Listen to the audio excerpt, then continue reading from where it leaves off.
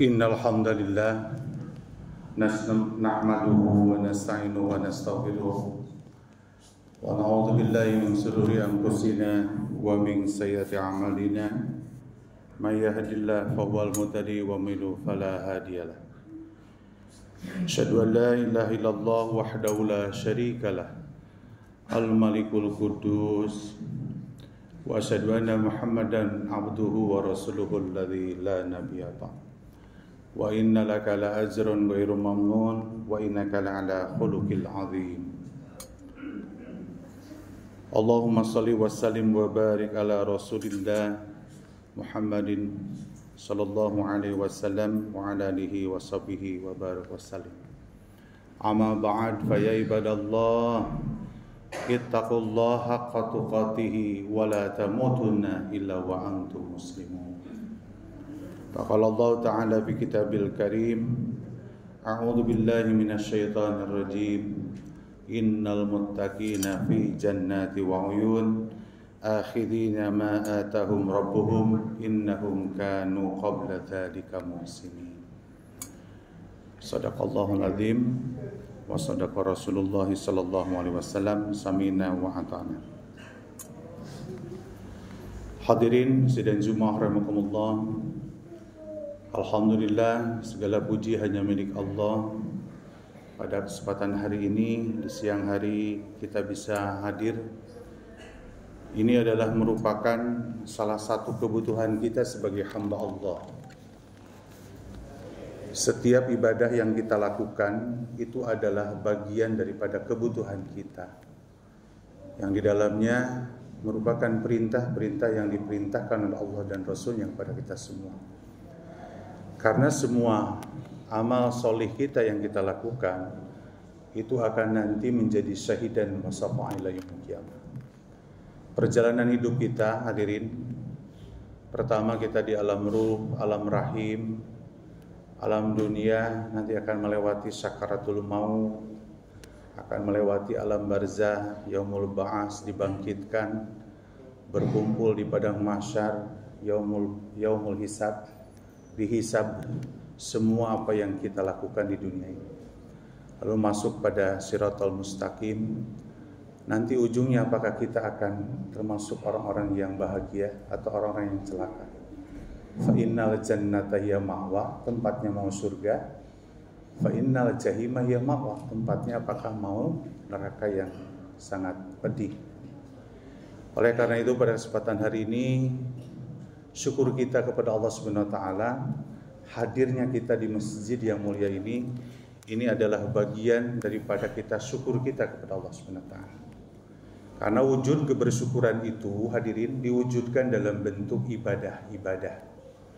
Kita ridho atas takdir yang Allah berikan kepada kita hari ini, tapi kita juga mengoptimalkan nikmat yang Allah berikan kepada kita dalam bentuk ibadah-ibadah yang nantinya menjadi bekal pada saat kita menghadap Allah Subhanahu wa taala.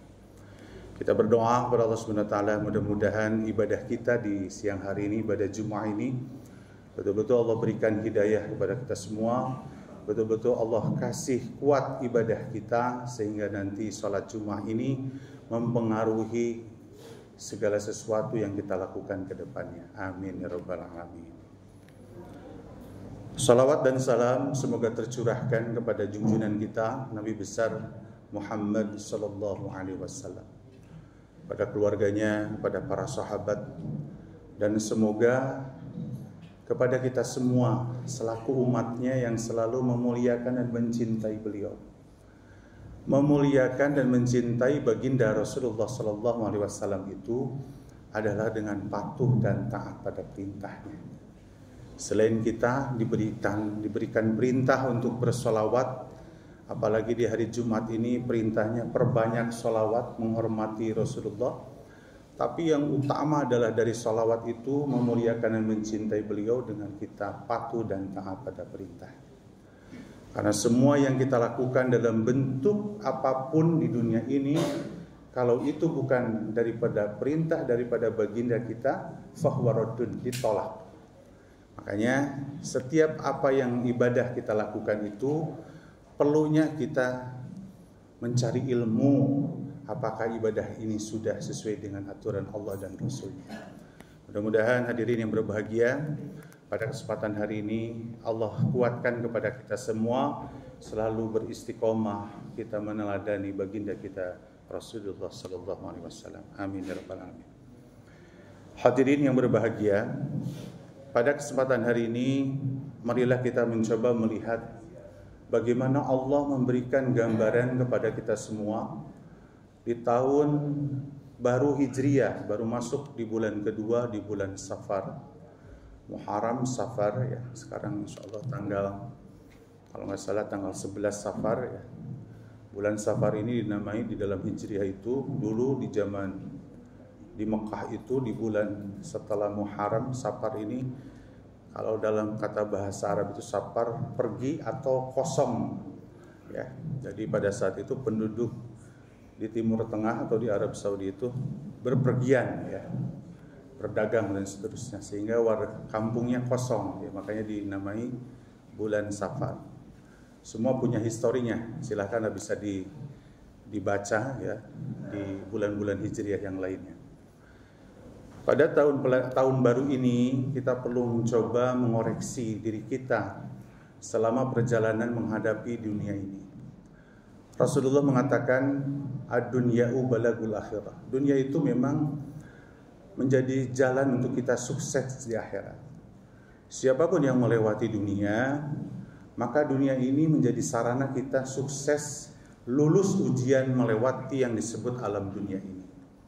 Makanya Allah berikan kepada kita semua itu salah satunya petunjuk bagaimana seorang hamba Allah menjalani di dunia. Ada yang disebut hidayatuddin, pemberian Allah dalam bentuk agama. Maka Islamlah yang menjadi solusi sebetulnya. Bagaimana Allah memberikan rule, manhaj, pedoman ya, supaya kita pada saat menjalani di dunia ini ada aturan-aturan yang harus kita patuh dan taat kepada Allah. Pada kesempatan hari ini saya akan mencoba hadirin kita membuka bagaimana Allah menyampaikan gambaran informasi kepada kita semua dalam surat dalam surat Az-Zariyat surat ke-51 di dalam ayat 15, 16, 17, 18, 19 kalau tidak salah. Allah gambarkan bagaimana seseorang ini menjadi ahli surga. Di dalam Al-Quran itu disebutkan bahwa penduduk surga itu di dunianya kebiasaannya seperti apa. Nah hari ini kita coba mendengarkan apa yang disampaikan oleh Allah kepada kita semua. Lalu kita bertanya nanti kepada diri kita, apakah kita sudah masuk pada indikator itu? Nah kalau sudah masuk, pertahankanlah istiqomah. Karena nanti penduduk surga itu mereka di dunianya melakukan kebiasaan-kebiasaan yang disampaikan oleh Allah SWT. Jadi hadirin bisa buka surat 51 ayatnya 15. Diawali dengan kalimat innal muttaqina fi jannati wa uyun. Sesungguhnya orang-orang bertakwa itu dapat surganya dengan adanya taman-taman surga ya. Kalau orang bertakwa itu bonusnya surganya luas ya. Arduhas samawati wal ardi dasil muttaqin ya. Dalam surat Ali Imran 133 luas sekali. Dari dalam ayat itu Allah menjelaskan bahwa kalimatnya itu adalah akhirina ma'atahum rabbuhum innahum kanu qabla dzalika. Jadi dulunya kata Allah itu orang-orang ahli surga itu kebiasaannya itu apa?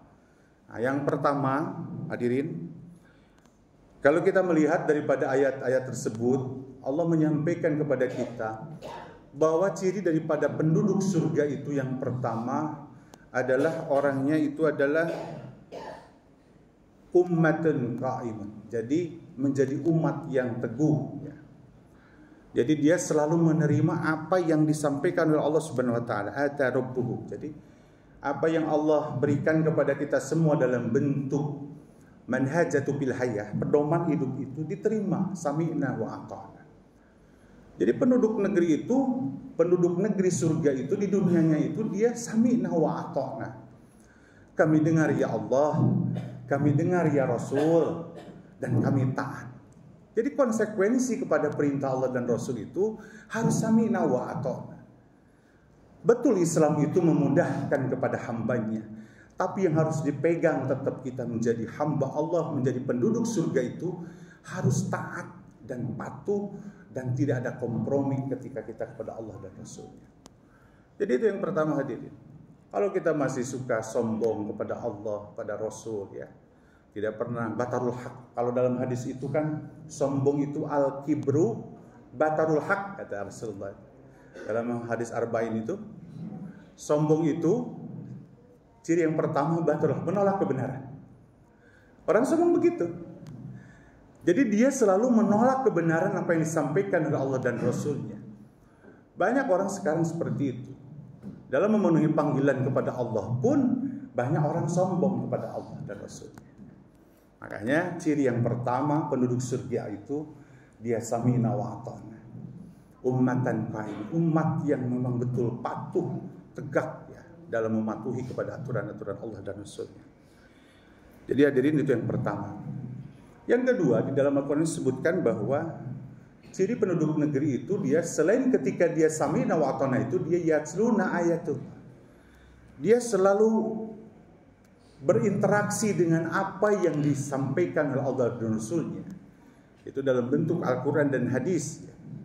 Di sini pakai kalimatnya utslu, yatslu. Ada bahasa di dalam Al-Quran itu membaca itu iqra, ada utslu. Para ulama sepakat dalam tafsirnya ketika Allah memakai utslu itu ada 5 yang suka dilakukan. Yang pertama membaca. Jadi bagaimana dia menjadi sahibul Quran, menjadi sahabatnya Al-Quran hadirin. Kita tuh harus dekat dengan Al-Quran. Ini Al-Quran ini harus menjadi teman kita, bahkan sahabat hadirin. Ya, lidah ini harus basah selalu dengan bacaan Al-Quran. Kita jangan kalah dengan sekarang ini dengan kita membaca media sosial di handphone kita. Pertama membaca, tingkatan yang pertama itu. Yang kedua yang kedua 5M itu. Yang kedua harus dipahami, memahami Al-Quran itu. Al-Quran itu ketika sudah dibaca harus dipahami. Bagaimana cara memahaminya? Belajar. Karena belajar itu perintah Allah, perintah Rasulullah. Ya, tidak ada satupun perintah dalam agama itu masalah keilmuan. Ilallah di minal mahdi ilallah di. Dari lahir sampai meninggal itu kewajiban kita untuk mencari ilmu. Maka mencari ilmu itu kepada ahlinya. Kalau kita ingin tahu manhajatul hidayah, pedoman hidup, ya tanyakanlah kepada ahlinya. Banyak para ustadz, para kiai, para habaib yang memang mereka mutaba'ah kepada Rasulullah sallallahu alaihi wasallam, mutaba'ah kepada Allah dan Rasul, mutaba'ah kepada baginda kita Rasulullah. Karena kata Allah dalam surat Al-Isra surat 17 ayat 36 itu Allah menyatakan gimana? Wala taqfu ma laysa laka bi'ilmun. Janganlah kamu mengikuti sesuatu kalau tanpa ilmu. Jangan hadirin. Ketika kita punya guru pun harus tahu dulu, guru ini berilmu kepada bersandar kepada Allah dan Rasulnya atau tidak. Jangan seenaknya aja kita mengambil guru ya. Karena guru itu akan menjadi penerang bagi kita untuk patuh dan taat kepada Allah dan Rasulnya. Yang ketiga, setelah kita paham ya amalkan, mengamalkan hadirin yang berbahagia. Ini yang berat. Banyak orang sudah tahu, paham terkait masalah Al-Quran dan hadis, bagaimana tahu aturan hidup, bermuamalah, bagaimana menurut agama. Tapi banyak orang yang tidak mengamalkan ketika sudah paham. Karena memang berat. Wa innaha lakabirah. Kata Allah itu berat hadirin. Ya, yang namanya mengamalkan sesuatu yang baik itu berat. Makanya perlulah dalam berinteraksi kepada Al-Quran itu selain kita sudah paham, harus kita mengamalkan. Jangan sampai Allah di dalam surat As-Saff itu apa kalimatnya? Ya ayyuhalladzina amanu lima taqulu ma la taf'alun. Nih, bagi orang yang suka tukang ceramah ya. Kabura maqtan indallahi an taqulu ma la taf'alun. Kata Allah itu, hei orang beriman, kamu ngomong teh kok kamu enggak lakuin katanya. Besar kebencian aku, besar kebencianku kepada orang yang suka ngomong, sudah paham tapi dia tidak pernah melakukan apa yang dia sudah paham. Ini bahaya nih bagi para ustaz yang suka ceramah kayak saya. Besar kebencian Allah. Kalimatnya di dalam Al-Quran itu as-saf itu kaburo, besar. Makanya nanti di yaumil akhirat itu akan ditonton para ulama yang suka dakwah karena dia berdosa kepada Allah Subhanahu wa taala. Bahkan dalam hadis itu ditanya oleh jamaah yang lain, Ustadz, antum itu di dunia perasaan jadi ustadz, kenapa kamu dilihat, disaksikan di lapangan neraka itu? Yaitu apa yang diomongkan dia tidak lakukan. 3, keempat, setelah kita bisa mengamalkan, harus bisa mengajarkan hadirin. Minimal hadirin yang di sini hadir sebagai kepala rumah tangga. Bagaimana rumah ini menjadi program rumah yang harus kita ajarkan keluarga kita, istri dan anak ini. Makanya laki-laki yang mapan dan hebat itu di keluarga menyempatkan waktu dalam sehari, dalam sepekan ataupun berapa, yang penting ada pembinaan dari suami, seorang pemimpin di keluarga. Saya di jadwalnya suka ada dengan istri dan anak, bagaimana membina anak dan istri. Duduk mereka lalu saya sampaikan tausiah, membina keluarga. Itu kewajiban kita sebagai seorang laki-laki, bagaimana membawa keluarga kita supaya mendapatkan samawa, sakinah, mawaddah, warahmah. Dalam urusan sholat aja Allah dalam Al-Quran itu katanya begini, wa'mur ahlaka bisolah, kata Allah itu. Perintahkan, hei laki-laki, keluargamu sholat, gitu kan. Kan kalimatnya begitu hadirin yang berbahagia. Makanya ketika seorang laki-laki membina di rumahnya, bagaimana mengajarkan supaya keluarga, istri dan anak menjadi ahli sholat, perlulah pembinaan program di rumah tangga. Ini laki-laki kadang hanya duit aja, cukup selesai urusan. Mau sholat, mau ngaji, mau tidak di rumah, amburadul tuh rumah itu. Kenapa? Karena tugas daripada ketika kita sebagai hamba Allah itu wajib kita mengajarkan, apalagi seorang ayah, seorang laki-laki yang bertanggung jawab kepada perahunya yang dibawa. Dan yang terakhir hadirin, ini agak langka, menghafalnya. Quran ini harus dihafal, minimal surat-surat yang pendek lah kita harus hafal. Biar para muhafiz ya, kayak Ustaz Akbar ini hafiz 30 juz ya. Tapi yang 30 juz kan susah ya. Minimal surat-surat pendek kita hafal. Sisihkan waktu untuk menghafal Al-Quran. Nah itu ciri daripada ahli surga di dunianya itu begitu hadirin. Kalau kita masih ke Quran cuek-cuek ya, bahkan melihatnya Quran itu biasa saja, kita tuh bukan penduduk negeri, bukan penduduk surga hadirin.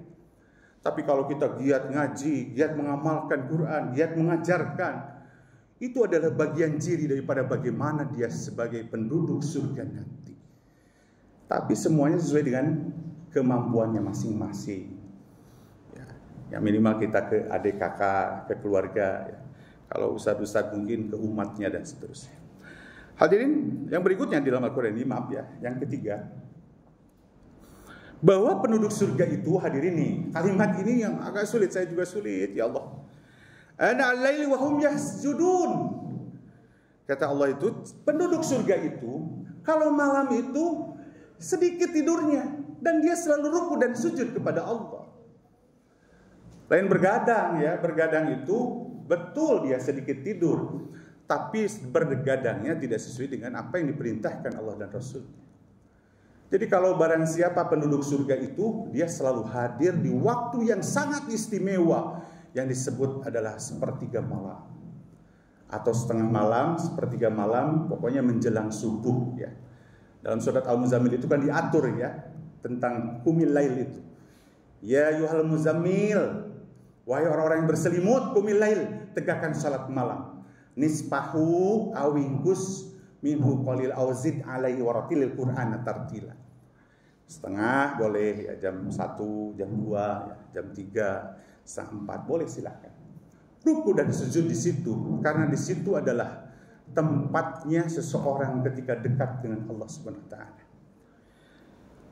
Para sahabat pernah bertanya kepada Rasulullah dalam sebuah hadis Al-Hakim, ya Rasulullah, ayu asma'u doa ya Rasul.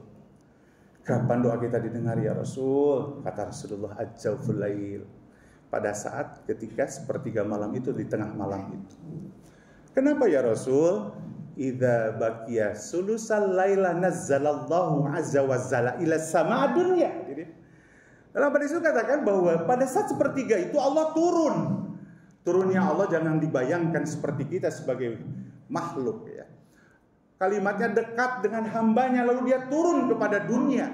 ila samau dunya, kata Rasulullah. Lalu Allah berfirman, "Man dalladina yad'uni yustajabu lahu." Barang siapa yang berdoa kepadaku, aku ijabah. Hadirin, kalau ingin doa diijabah, cari dong tempat yang istimewa di mata Allah Subhanahu wa taala. Ayo mau doa yang dikabul, tapi nggak ada usaha ingin dekat dengan Allah. Dan penduduk surga itu, kata Allah di dalam Al-Quran surat Az-Zariyat itu, cirinya itu adalah mereka selalu hadir ruku dan sujud pada saat di sepertiga malam. Dan yang terakhir, hadirin, di dalam Al-Quran tersebut, sebenarnya masih banyak, tapi nanti bisa dibaca. Yang terakhir pada kesempatan ini, wa yusari'u fil khairat, kalimatnya. Allah menyampaikan